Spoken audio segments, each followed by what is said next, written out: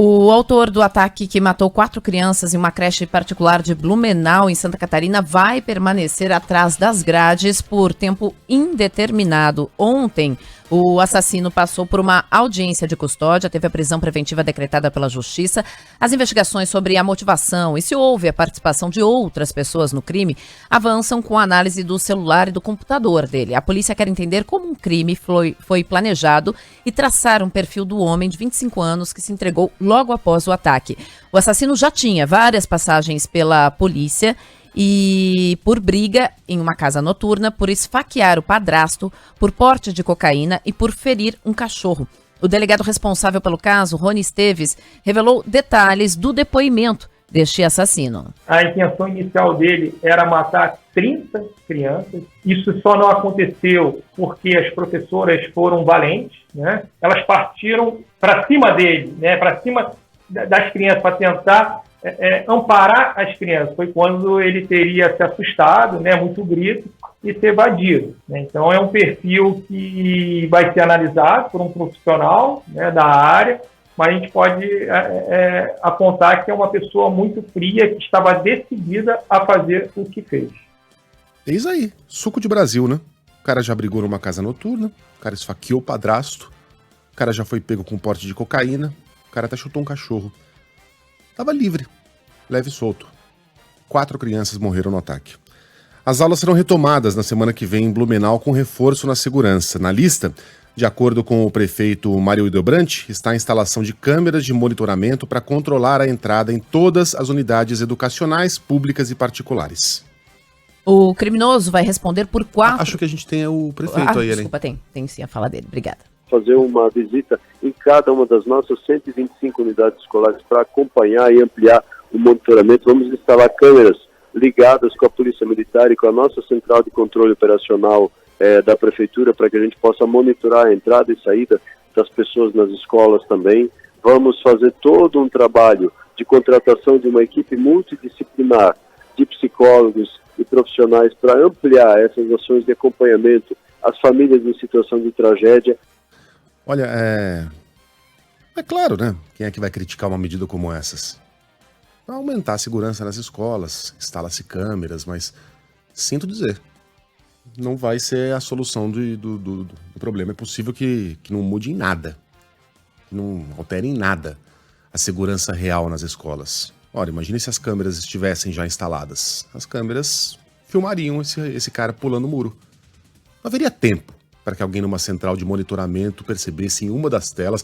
E veja, são centenas de escolas e algumas câmeras em cada uma delas. Então a gente está falando talvez de milhares de telas a serem observadas em tempo real. Quem é que vai conseguir fazer essa observação ao vivo? Mas suponha que, por sorte, o cara numa central de monitoramento, numa delegacia de polícia, está olhando exatamente para aquela tela que está apontada para aquele muro. Não haverá tempo. Tudo aconteceu em questão de 2 minutos. Entre o muro pulado e o assassinato das crianças. Então essas câmeras podem aumentar a sensação de segurança, dar a impressão de que o Estado está tomando conta. E veja, aqui não vai uma crítica à instalação em si. Só estou colocando aqui o nosso pé no chão, né? Não vai adiantar. Policiais armados nas escolas? Uma loucura, por vários motivos. Primeiro, porque é impossível. O Brasil tem 180 mil escolas, período integral. Você precisaria de algo em torno de 360 mil policiais armados para tomar conta das escolas brasileiras. Onde é que a gente vai arrumar essa gente toda? Segundo, para quem prepara um ataque desse tipo, o policial armado acaba sendo só um obstáculo a mais. O cara que está determinado ali a assassinar crianças, até que o policial, supondo que ele esteja naquele local da escola, ele pode estar no muro de trás. Até ele chegar... Esse tipo de crime, ele acontece de maneira muito rápida, porque não tem um alvo específico. A pessoa atira ou esfaqueia. O que quer que se mexa? Não há tempo hábil para que um policial consiga evitar a tragédia.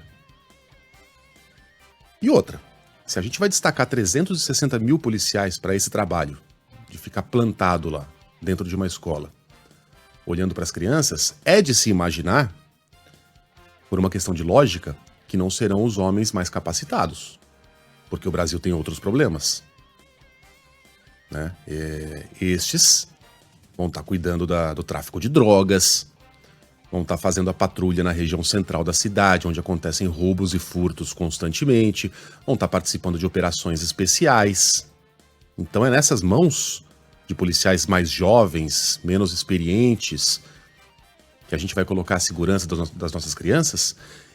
E quando um policial, enfadado pelo tédio infinito de passar 8 horas por dia colado no muro de uma escola, olhando crianças brincando, presenciar, por exemplo, esse policial com pouco preparo, presenciar, por exemplo, uma briga de adolescentes e resolver intervir e sacar uma arma dentro da escola. Não é algo factível? E se um adolescente descontrolado tentar arrancar a arma desse policial? Não é uma boa ideia. Não é uma boa ideia. Não terá efeito prático contra esse tipo de crime e pode nos criar novos problemas. Infelizmente não há solução no horizonte ali. Se houvesse, os americanos já teriam colocado em prática. O que não falta lá é dinheiro. O que não falta lá é arma. O que não falta lá é agente policial. O efetivo das polícias americanas é absurdo. Os caras estão praticamente em todos os lugares. Você vai lá e desrespeita uma placa. Já dirigiu nos Estados Unidos? Pra gente é diferente porque a placa pare, né? O stop. É pra você parar mesmo. Tá? 3 horas da manhã, você tá numa vizinhança em que não passa nenhum carro. Você tem que parar. Para, conta até 3, olha pra um lado, olha pro outro e segue a vida. Não é aquela freadinha marota que a gente dá aqui. Se você fizer isso, do nada, vai aparecer, você vai ver lá as luzinhas. Os caras estão em todos os lugares. O que mais tem lá é polícia. E os caras não sabem lidar com esse problema. O que mais tem é grupo de estudo, think tank, né? Gente debruçada nesse assunto, educadores, e o problema só faz piorar. Então essas soluções fáceis para problemas difíceis têm uma característica comum entre elas. Elas estão erradas.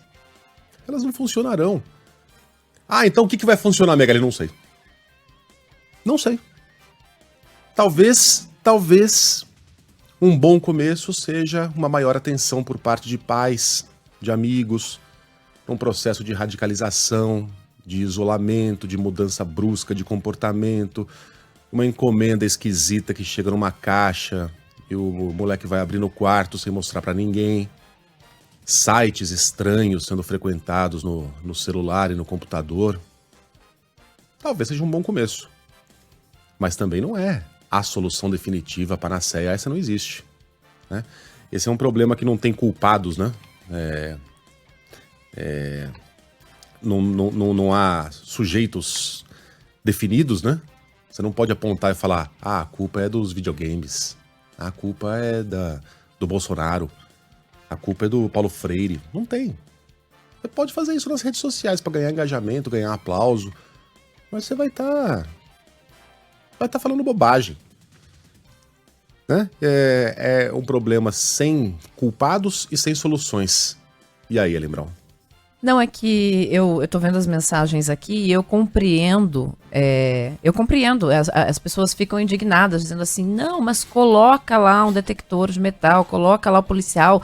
É porque é óbvio, né? Você tá vendo crianças serem mortas. Você deseja uma resposta fácil e rápida. Uhum. Você deseja culpar alguém. Você deseja justiçamento. Você deseja...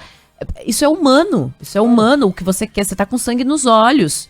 E isso é humano. É por isso que tem o Estado. É por isso que existe o pacto social. É por isso que a gente estuda. É por isso que existe a justiça. É por isso que existe esse sistema de instituições.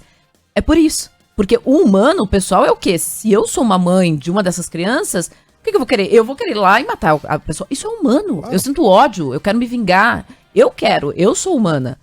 Mas nós temos todo um arcabouço aqui de sistema, de instituições para agir nesses momentos e não dar a resposta fácil. O problema é quando... Para que você não possa fazer isso que o seu instinto deseja. Exato. O problema é quando se fosse as pessoas... seu filho, se fosse meu filho, eu ia querer arrancar dedinho por dedinho desse cara. Eu ia querer amarrar o cara numa cadeira e torturá-lo até que ele não aguentasse mais e o coração parasse de bater.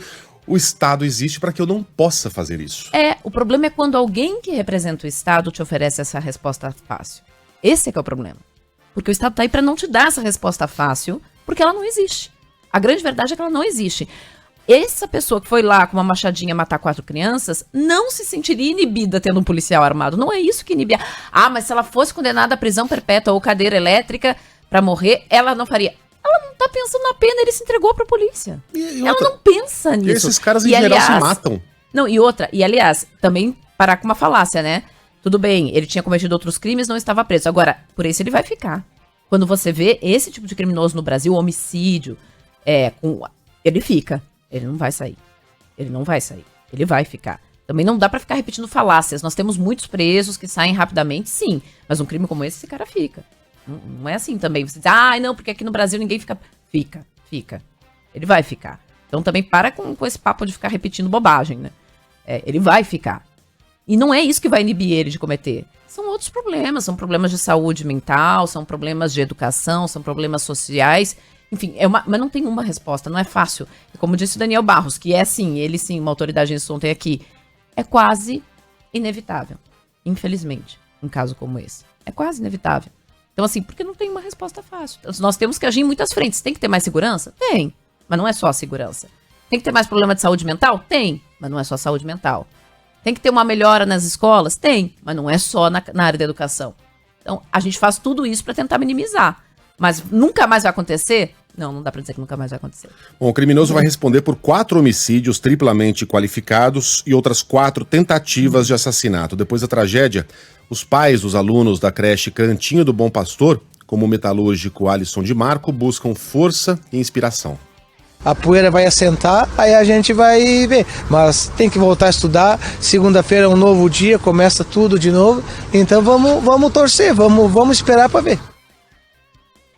Blumenau se despediu ontem das 4 crianças que perderam a vida no ataque. Nos enterros, parentes emocionados preferiram ficar em silêncio. As 4 crianças feridas, que estavam internadas, tiveram alta do Hospital Santo Antônio e já estão em casa. O grupo de trabalho coordenado pelo Ministério da Educação para discutir o combate à violência no ambiente escolar vai se reunir semanalmente. A primeira reunião foi realizada ontem de manhã para definir os representantes de cada ministério e também as pautas que devem ser prioridade. O ministro Camilo Santana garantiu que o governo federal vai disponibilizar recursos necessários para construir uma política de paz. Fortalecer e estimular programa de cultura de paz nas escolas, de mediação de conflitos. Então, são ações na formação de professores, diretores, colaboradores. Então, um conjunto de ações, claro, que são primeiras ideias importantes que foram sugeridas na reunião de hoje, mas que serão consolidadas, serão sistematizadas ao longo das reuniões dos grupos de trabalho. A importância de unir o Brasil em defesa da vida, em defesa da paz. O ministro da Educação também reforçou o compromisso com a realização de uma pesquisa nacional que vai avaliar as vulnerabilidades das escolas. E falou até mesmo em regulação das redes sociais para evitar novas tragédias. Trabalho de inteligência nas redes sociais, principalmente na chamada Dark Web, Deep Web, né, que são essas redes que estimulam a violência, o armamento. Nós vivemos num momento globalizado que se estimula a violência, a intolerância, o ódio. Então isso é um assunto que inclusive foi ampliado já, as equipes que vão trabalhar com isso, os centros integrados de segurança regionais de segurança já estão em alerta para essa questão. Essa questão também das redes sociais, há projetos de lei em tramitação no Congresso, que é preciso discutir uma regulamentação das plataformas digitais hoje no Brasil. Camilo Santana disse ainda que o governo vai focar na ampliação do ensino integral para evitar situações de maior vulnerabilidade que possam acarretar em tragédias nas escolas. A ministra da Saúde, Nízia Trindade, também integra o grupo de trabalho e destacou como será a participação da pasta. A violência tem sido considerada um problema de saúde pública pela Organização Mundial de Saúde desde a década de 90. Então a violência é um tema, né, do campo da saúde, mas ela muda as suas formas também, né? E hoje nós temos outros fenômenos em que a comunicação tem um componente fundamental, né, as redes. Então a gente precisa promover outras formas que sejam positivas para a juventude com eles, né, com os jovens e com as jovens do nosso país, não de uma forma vertical, mas isso tudo está na visão da participação social do nosso governo, do presidente Lula e de todos os ministros e ministras que o compõem. Em entrevista exclusiva para o Grupo Bandeirantes de Comunicação, o ministro da Fazenda afirma que o programa Desenrola para a negociação de dívidas dos brasileiros com empresas privadas deve ser lançado ainda no primeiro semestre deste ano. Na conversa com a nossa colunista aqui de economia da Band News FM, Juliana Rosa, o Fernando Haddad disse que está conversando com as empresas responsáveis por pedir a negativação do CPF de quem está inadimplente. O governo federal deve destinar 15 bilhões de reais para que os brasileiros possam obter empréstimos mais baratos e quitar dívidas. Então nós estamos convencendo eles a aderir ao programa, né, e a desenvolver o software, porque eu preciso do dado deles. Eu não tenho os dados de quem deve para o setor privado, eu tenho os dados de quem deve para o setor público. Isso está acontecendo já. Isso está acontecendo, está todo mundo numa mesa desenvolvendo o software, e depende mais deles do que do governo, pelo seguinte, a medida provisória está pronta, o dinheiro está reservado. Então eu preciso desse software e do convênio com eles. Tem uma previsão, pelo menos? Não, nós vamos fazer... Eu estou lutando para, no primeiro semestre desse ano, botar no ar. O ministro da Fazenda afirma que pode retirar incentivos fiscais de até 500 empresas que atuam no Brasil. Haddad foi entrevistado ontem com exclusividade pela colunista de economia do Grupo Bandeirantes de Comunicação, Juliana Rosa. Segundo o ministro, a União estaria deixando de arrecadar quase 90 bilhões de reais com companhias que utilizam a redução do ICMS por meio de incentivos concedidos por estados para abater impostos federais. Haddad defende que o crédito só possa ser usado para investimento e não custeio das empresas. Das empresas com superlucros e que, por expedientes, na minha opinião, ilegítimos, fizeram constar do sistema tributário o que é indefensável. O que, por exemplo? Por exemplo, você subvencionar o custeio de uma empresa que está tendo lucro. Se uma empresa está tendo lucro, por que o governo vai entrar com dinheiro subvencionando essa empresa? Haddad afirmou ainda que a decisão final será do Congresso Nacional, que terá que analisar a proposta que deve ser enviada pelo governo, mas acredita que a população vai defender a proposta do governo. Das empresas com superlucros e que, por expedientes, na minha opinião, ilegítimos, fizeram constar do sistema tributário o que é indefensável. O que, por exemplo? Por exemplo, você subvencionar o custeio de uma empresa que está tendo lucro. Se uma empresa está tendo lucro, por que o governo vai entrar com dinheiro subvencionando essa empresa? O ministro da Fazenda afirma que a redução dos impostos sobre o consumo será um dos principais focos da reforma tributária. A ideia do governo é enviar a proposta logo após a discussão da nova regra fiscal no segundo semestre do ano. Fernando Haddad garantiu que o projeto não terá propostas de aumento de impostos. Toda vez que você consome, você está pagando imposto. E o objetivo da reforma tributária é diminuir os impostos sobre o consumo. Isso vai favorecer a população que ganha até 3, 4, 5 salários mínimos. Reoneração sobre folha, está nesse? Não. Mexer no simples? Não. Onerar a construção civil? Não. Consumo, sobretudo alimento? Não. O governo Lula faz mudanças nos planos de privatizações das estatais. Destaque de Brasília, chegando com a Adriana Oliveira. O governo federal retirou algumas empresas que estavam listadas no processo de privatizações. Entre elas estão a Telebrás, os Correios e a Empresa Brasil de Comunicação, a EBC. A decisão partiu do Conselho de Programa de Parcerias e Investimentos, que recomendou a exclusão das empresas públicas do Programa Nacional de Desestatização. O texto é assinado pelo ministro-chefe da Casa Civil da Presidência da República e presidente do Conselho, Rui Costa, e pelo ministro das Comunicações, Juscelino Filho. Já o decreto foi publicado no Diário Oficial nesta quinta-feira. O Programa Nacional de Desestatização foi iniciado em agosto de 2019. O presidente Lula volta a criticar o custo para a tomada de crédito no país. Em café da manhã com jornalistas, o petista destacou o trabalho do governo nos primeiros meses de gestão. A partir de segunda-feira, quando a gente apresentar o que foi feito nos 100 dias para a sociedade brasileira e para os ministros que fazem parte do governo, nós vamos começar uma outra fase do nosso governo, que é fazer a economia voltar a crescer, fazer voltar a acontecer crédito nesse país, porque não é possível a gente imaginar que você possa estabelecer crédito com taxas de juros acima de 15%, 16%, 17%, 18%. Tem gente pegando juros a 30% no mercado para fazer investimento. Não é possível um país continuar assim. O presidente Lula evita deixar claro qual critério vai ser usado, então, para a escolha do próximo ministro do Supremo Tribunal Federal. Ontem, o ministro Ricardo Lewandowski teve a aposentadoria oficializada no Diário Oficial. Será no dia 11, terça-feira da semana que vem. O presidente ressaltou, porém, que para a vaga vai escolher alguém com conhecimento jurídico e sensibilidade social. Se vai ser negro, se vai ser negra, se vai ser mulher, se vai ser homem, é um critério que eu vou levar muito em conta na escolha. Mas não te darei nenhuma referência, porque se eu der uma referência eu estarei carimbando a futura pessoa que vai ser ministra da Suprema Corte. Será uma pessoa altamente gabaritada do ponto de vista jurídico. A pessoa tem que ter uma compreensão do mundo social desse país, dos problemas sociais desse país. A pessoa tem que conhecer a realidade desse país.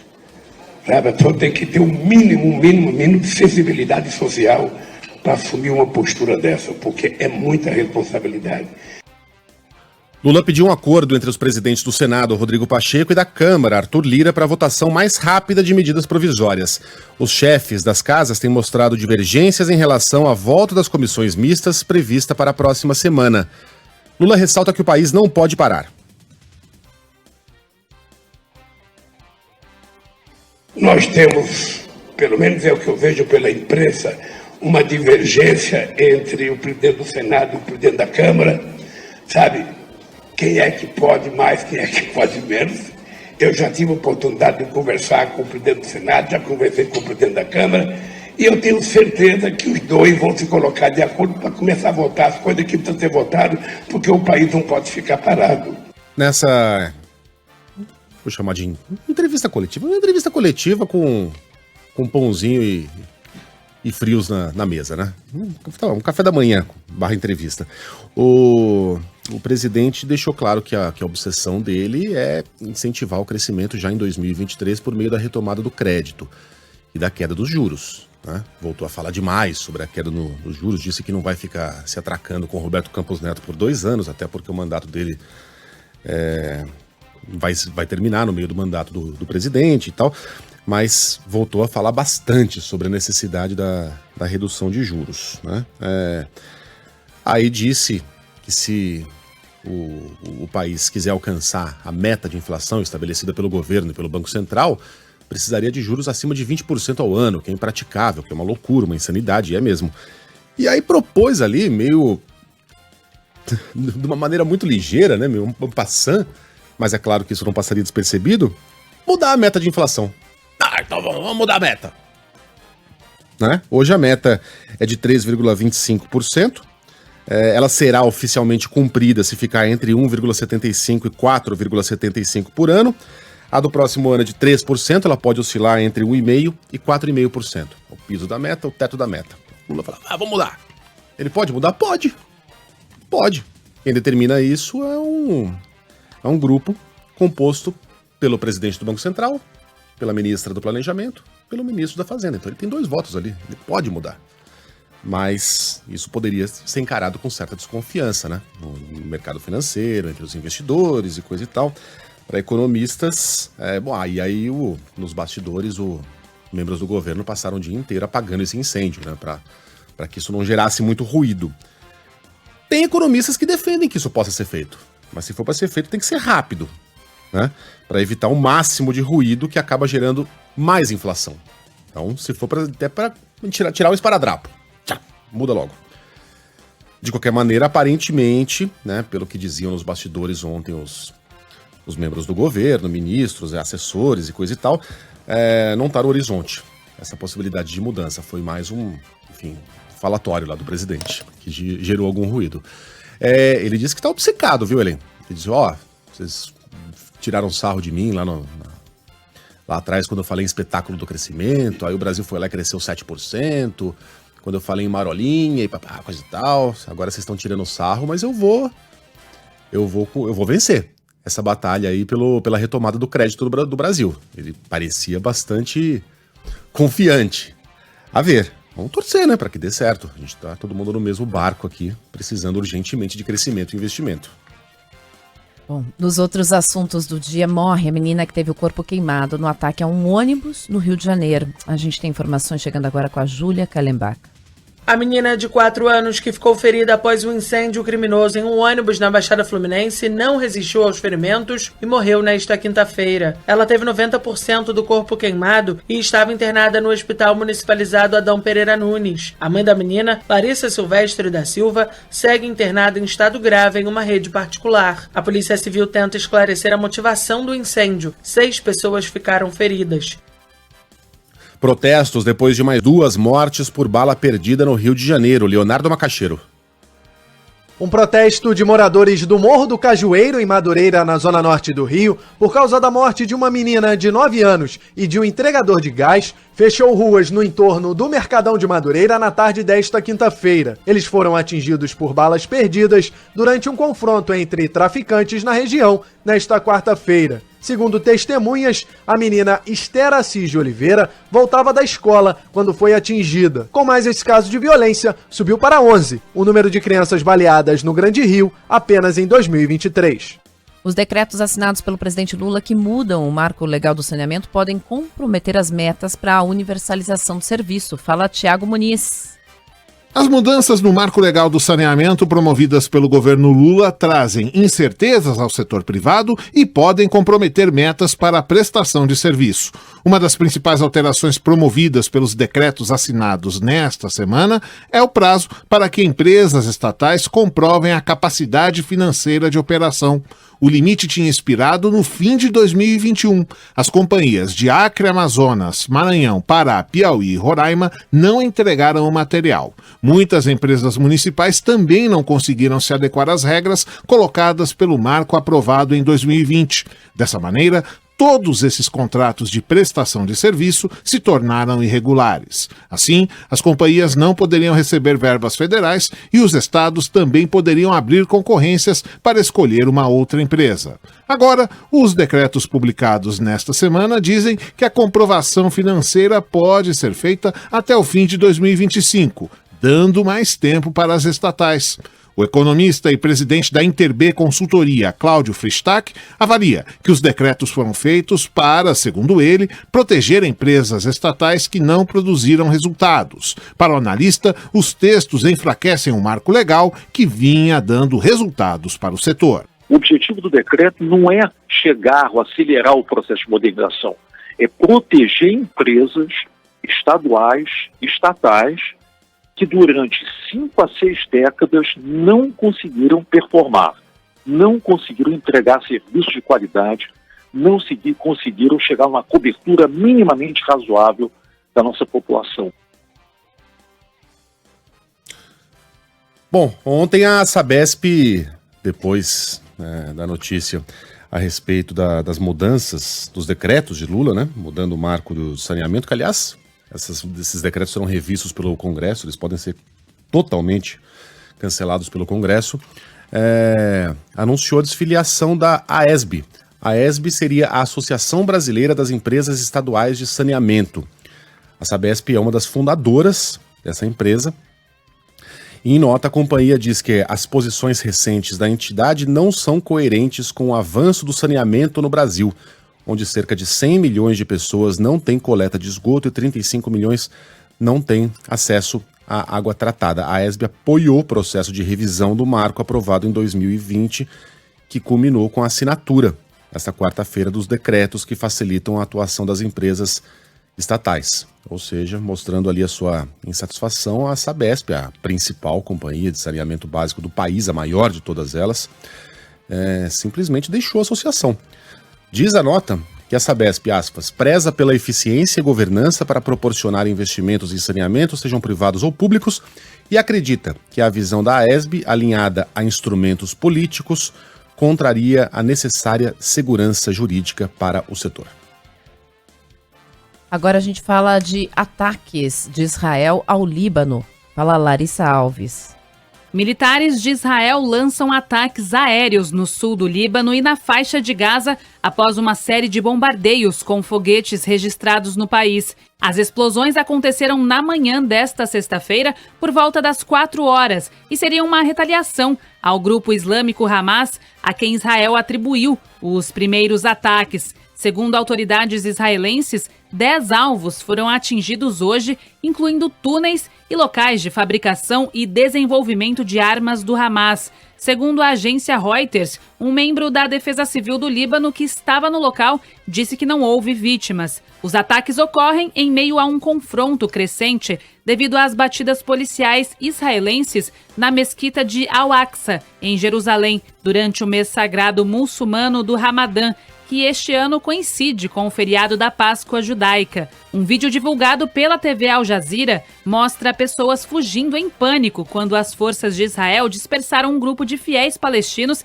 que visitavam a mesquita que fica na Jerusalém Oriental ocupada para realizar as orações matinais na terceira sexta-feira do Ramadã. Vamos falar de Copa Sul-Americana? Vamos falar de Libertadores? Porque ontem os paulistas se deram muito bem com Corinthians e São Paulo em campo. Diga lá, Aline Fanelli.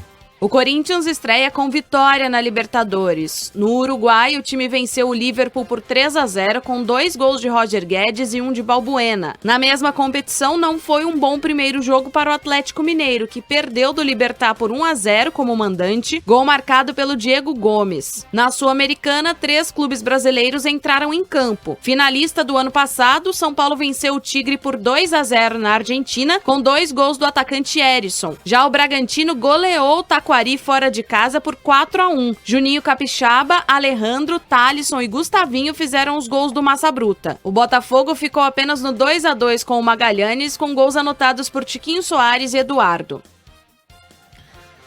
Bom, a gente vai falar também sobre as finais dos estaduais, né? Finalmente os estaduais chegaram ao seu fim nesse fim de semana. Tem jogos bem bacanas. Em Minas, em São Paulo, no Rio de Janeiro. Se for para escolher um, vai ser o do Grêmio, claro, né? Mas se não fosse o do Grêmio, Ellen, você só pode ver um jogo nesse fim de semana. Um jogo nesse final de semana? É. Deixa eu ver. Acho que Campeonato Mineiro. O Mineiro? É. Atlético? É. Atlético América? É. Campeonato Mineiro. É. Eu gosto do Atlético. É que o Atlético ganhou o primeiro jogo, né? Ganhou jogando mal, mas ganhou. Eu gosto do Atlético, não sei, tem uma simpatia. Eu também, a minha família. Porque o Vitor foi jogar minha lá, uma é época, então eu acho que eu fiquei, na época que o Vitor, esse goleiro do Grêmio, saiu, foi pra lá, fiquei com simpatia pelo Atlético. O Atlético é um time bacana. Tem um certo complexo de perseguição, isso é uma coisa meio palmeirense. Palmeiras e Atlético tem essa, acho que tá todo mundo contra eles. Não é isso, não. Times que não são do Rio de São Paulo tem certa razão de ter um complexo de perseguição. Não, mas o Atlético é por causa daquela final do Brasileiro lá contra o Flamengo, teve uma contra o São Paulo também, que até hoje é... Enfim, mas eu também gosto, a minha família inteira é galo. Inteira. Galera. É que eu nasci em São Paulo, né? Mas não tem um cruzeirense na minha família. Tudo galo. Tudo galo. Então, quando o Atlético é campeão, é uma festa da Barbosada. E você? Minha família é do lado dos Barbosa, tá? Você vai assistir qual? Porque, enfim, se eu pudesse o de São Paulo, você não vai poder assistir de São Paulo mesmo, tudo bem. Fla-Flu. Fla-Flu? É. Fla-Flu é legal. Eu acho que São Paulo, Palmeiras vai virar sem muita dificuldade. Mas eu não sei, eu tô achando tão legal essa coisa do Água... Desculpem, palmeirenses, não tem nada contra vocês, mas é que tá tão bacana essa coisa do Água Santa, é tão legal, assim, né? Tá, mas é que nem... E é o Naldo Bene que canta o hino dele, gente, só isso já é muito engraçado, é muito legal. Mas eu acho que é que nem Marrocos na Copa do Mundo, sabe? Uma hora o sonho acaba. Tomara que eu queime a língua, seria muito legal ver o Água Santa. O Água Santa não tá em nenhuma divisão do Campeonato Brasileiro. Então esse time vai se desmontar, né? É inevitável. Então, se é pra ser desmontado, que seja desmontado depois de um título, seria muito bacana. O Palmeiras não precisa de mais uma taça, já tem muita, não tem nem espaço mais pra guardar. Mas eu acho que ainda tem jogo pro Flu. Mesmo com 2-0, eu ainda acredito numa surpresa no Rio de Janeiro. Bom, vamos falar de Brasil? A Inglaterra ficou com o título da finalíssima depois de vencer a seleção brasileira nos pênaltis, jogando diante de mais de 80 mil pessoas. Olha que bacana. No estádio de Wembley, em Londres. No tempo normal, deu empate por 1-1. O Brasil marcou nos acréscimos com Andressa Alves. E na torcida brasileira estava o Pombo. O atacante Richarlison levantou um cartaz escrito: "Se o Brasil joga, eu vou". Olha lá. Esse cara é demais, né? É, né? Tem cara de gente boa, né? Quando ele fez aquele... Você sabe que desde aquele gol de voleio, fazer voleio virou uma obsessão do meu moleque. Ele só faz isso. Só quer fazer voleio. Fica fazendo voleio no sofá, fica fazendo voleio em cima da cama. Quando vai na piscina, fica fazendo voleio pra pular na água. É voleio, veio pombo. Aí ele sai comemorando, imitando pombinho, assim, coisa mais bonitinha. E a gente foi tão feliz naquele momento, né? É Parecia que ia rolar. É, por isso que a gente tem que celebrar nossas alegrias na vida. Boa, Richarlison. Milton Neves tá por aqui pra falar mais de futebol conosco, Milton.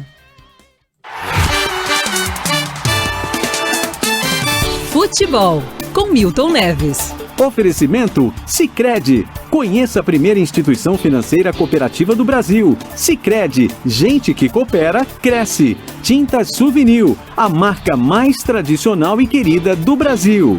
E Hotel Terras Altas, lazer, diversão e gastronomia, pertinho de você.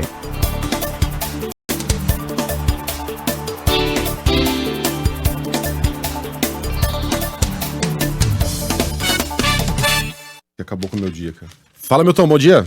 Oi, Megali, pé frio, bom dia. O teu São Paulo ganhou. Que milagre! O São Paulo ganhou uma! Como vai, Ellen Garcês Brown? Muito bem, vamos à quinta-feira eletrizante, hein?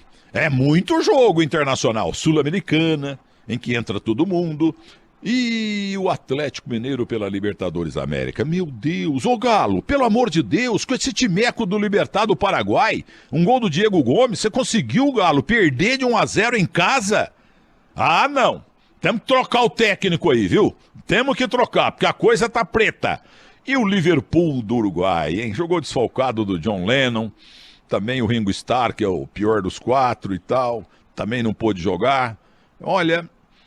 O George Harrison também estava contundido de extensão muscular e o Paul McCartney estava com ombro machucado. E assim, o que aconteceu? Liverpool do Uruguai 0, Corinthians 3. Corinthians, meu amor! E na Sul-Americana, o Tigre, sem S, o Tigre, jogando em casa, perdeu para o São Paulo. Erisson, 2 vezes. Eu não conheço esse Erisson, entendeu? Meus filhos sabem, porque são São Paulinos. Tigre 0, São Paulo 2. Bela vitória, porque é time argentino. E time argentino bom é time argentino eliminado, entendeu? E o glorioso Taquari do Paraguai, nunca tinha ouvido falar desse time, recebeu o Red Bull Bragantino. E o Bragantino ganhou por 4-1. Ai, ai, ai, hein? E o Magalhães empatou com o Botafogo. Botafogo de futebol e regatas. O Botafogo de Garrincha, Didi, Quarentinha, Marildo e Zagallo. Ei, timão maravilhoso. Tenho dito, e uma boa sexta-feira com muito ovo de Páscoa para vocês.